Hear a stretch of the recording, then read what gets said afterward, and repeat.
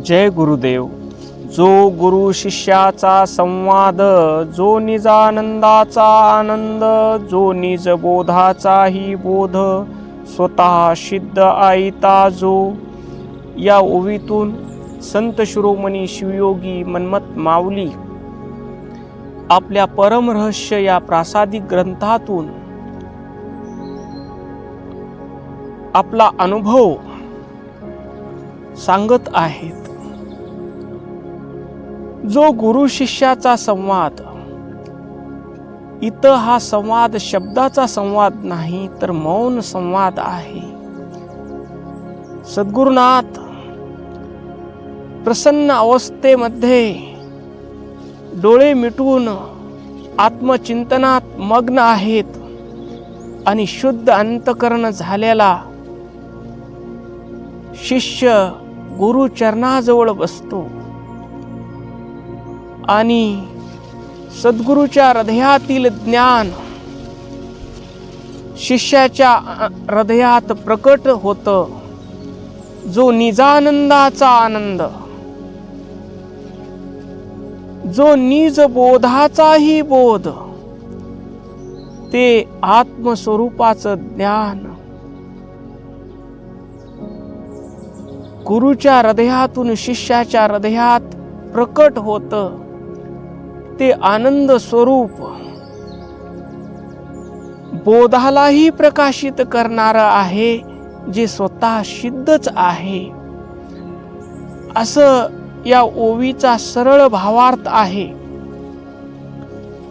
आपण या ओवीला समजून घेऊ. गुरुस्तो मौनम व्याख्यानम शिष्यास्तु छिन्न संशयाः.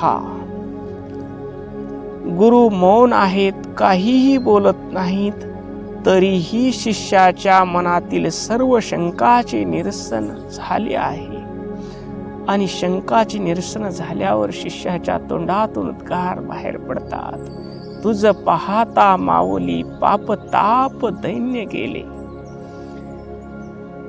आणि या ओवीला सविस्तर समजून घ्यायचं असेल तर आपल्याला एक दृष्टांत पाहावा लागेल. सनक, सनंदन, सनातन आणि सनत कुमार हे 4 ऋषी ज्ञानाच्या शोधात होते.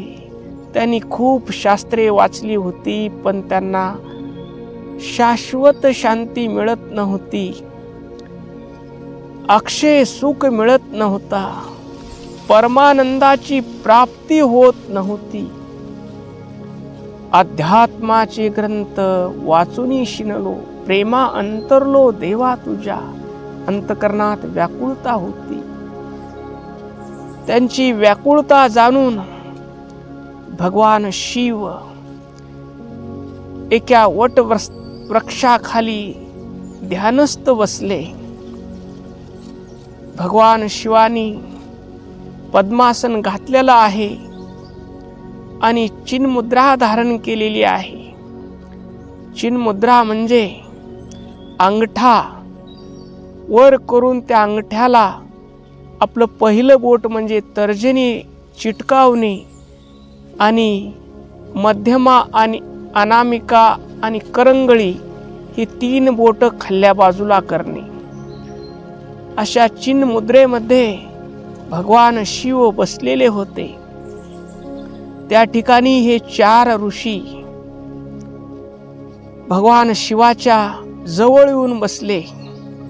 भगवान शिव एकही शब्द बोलत नव्हते आणि ती शांती त्या 4ही ऋषीच्या अंतकरणाला स्पर्श करत होती. जसा दिवा लागल्यावर अंधार आपोआप नष्ट होतो, तसं भगवान शिवाच्या मौन उपस्थितीने त्या 4ही ऋषीच्या अंतकरणातील अज्ञान गळून गेले. हा संवाद शब्दाच्या पलीकडचा असतो. शब्दाचा संवादाने बुद्धीला माहिती मिळते. दृष्टीच्या संवादाने डोळ्यातून प्रेम आणि शक्तीचं संक्रमण होतं आणि मौन संवादात गुरु आणि शिष्य चैतन्य रूपानं एक रूप होतात. यालाच हृदय ते हृदय संवाद असं म्हणतात. भगवान शिवाची चिन्मुद्रा पाहून चारही ऋषीला बोध झाला. भगवान शिवानं वर केलेला अंगठा हा परमात्म्याचं प्रतीक आहे आणि पहिलं बोट म्हणजे तर्जनी अंगठ्याला चिटकवली हे जीवाचं स्वरूप आहे. जेव्हा जीव आपला अहंकार सोडून परमात्म्याला शरण येतो, परमात्म्याच्या ठिकाणी समरस होतो, त्यावेळेस उरलेले 3 बोट म्हणजे सत रज तम हे 3 गुणापासून जीव वेगळा होतो. त्यावेळेस त्याचं मी देह आहे, मी मन आहे, मी बुद्धी आहे हे अज्ञान बाजूला होतं आणि तो जीव शिव स्वरूपात लीन होतो. हा भगवान शिवाची चिन्मुद्रा पाहून त्या चारही ऋषीला बोध झाला आणि त्यांना कळालं की जीवानं या त्रिगुणात्मक प्रकृतीचा त्याग करून परमात्म्याशी म्हणजे अहंकार सोडून परमात्म्याच्या चरणी लीन झाल्यावर जी शांती मिळते ती शांतीचं स्वरूप, ते आनंदाचं स्वरूप म्हणजे भगवान शिव समोर बसलेले आहेत. स्वतः सिद्ध आयता की हा भाग या ओवीतील या मौन संवादाला पूर्ण करतो. जेव्हा सद्गुरू मौन असतात तेव्हा शिष्य स्वतःच्या आत बघायला शिकतो. तिथे त्याला समजते की ज्या सुखाचा, ज्या ज्ञानाचा मी शोध बाहेर घेत होतो तो आनंद माझ्या आत आयता आधीपासूनच आहे.